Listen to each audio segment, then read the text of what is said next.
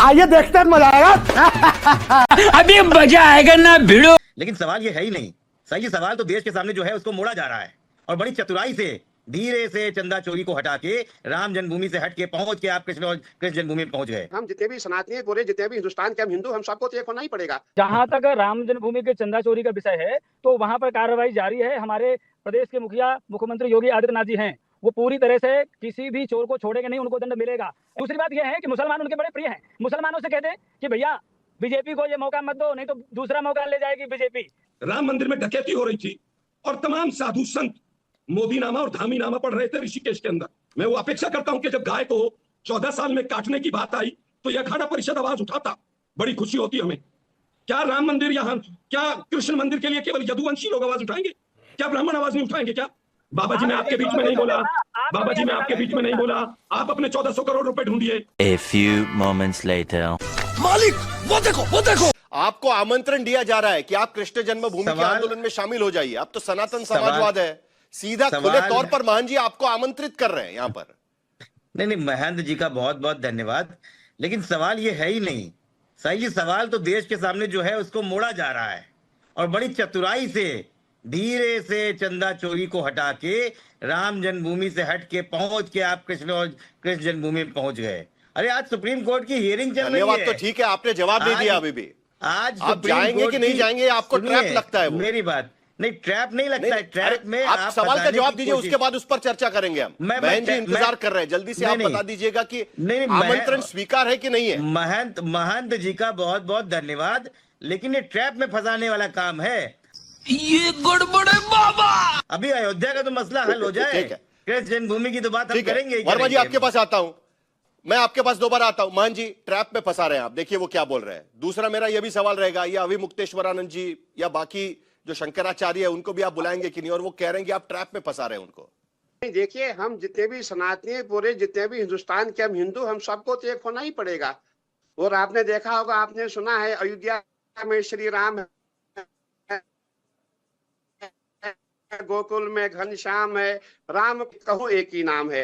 तो हम जितने भी सनातनी है, हम सभी चाहते हैं कि हमारा जो कृष्ण जन्मभूमि मंदिर है वहाँ पे हमारा बहुत दिव्य भव्य रूप से मंदिर बन जाए। अरे कैसा चमन जैसा बात करता है। और हम सभी सनातनी समाजवादी पार्टी कह रही है कि हमारा कोई लड़ाई नहीं, कोई झगड़ा नहीं, कोई विवाद नहीं है। फंसा रहे कह रहे हैं, हम सबको बुलाना चाहते हैं। एक बार हम सब हिंदू जाकर के भगवान कृष्ण को नमन करें, प्रणाम करें।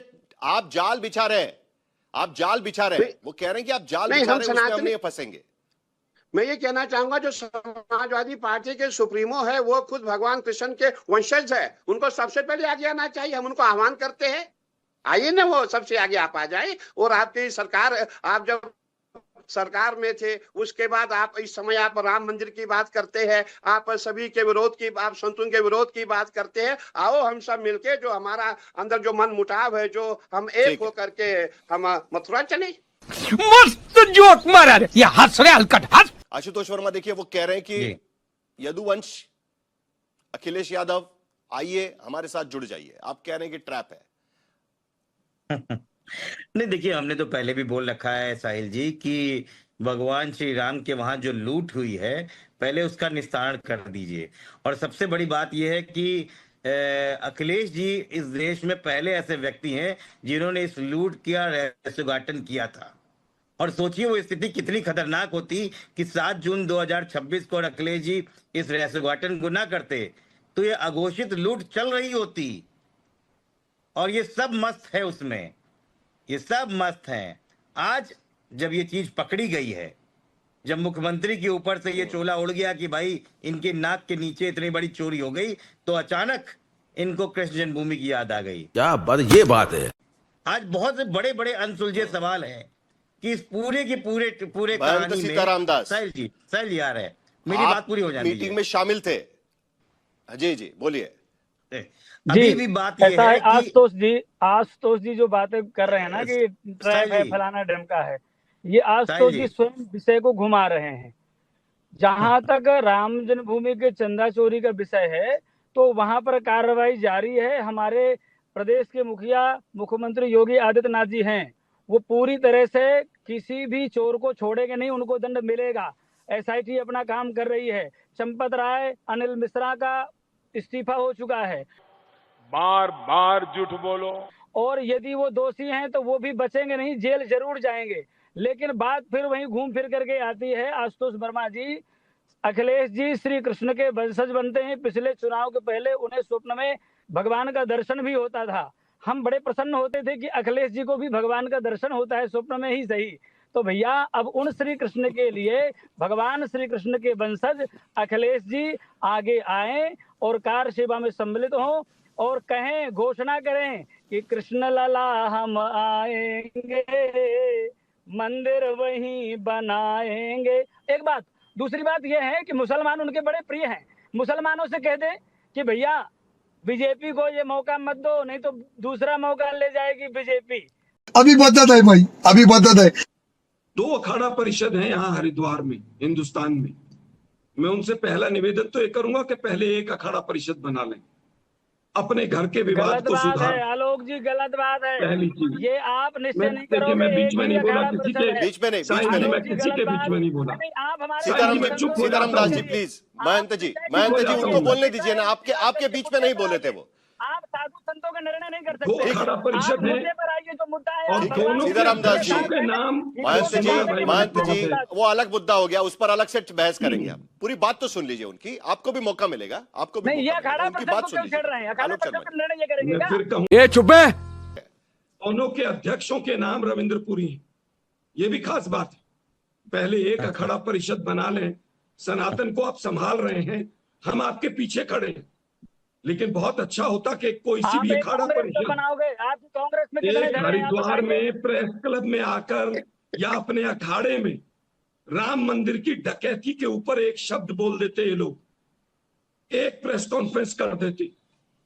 दुर्भाग्य ये है, राम मंदिर में डकैती हो रही थी और तमाम साधु संत मोदी नामा और धामी नामा पढ़ रहे थे ऋषिकेश के अंदर। गजब बेइज्जती है। मैं बड़ा सम्मान करता हूं साधुओं का। मैं वो अपेक्षा करता हूं कि जब गाय को 14 साल में काटने की बात आई तो यह अखाड़ा परिषद आवाज उठाता, बड़ी खुशी होती हमें।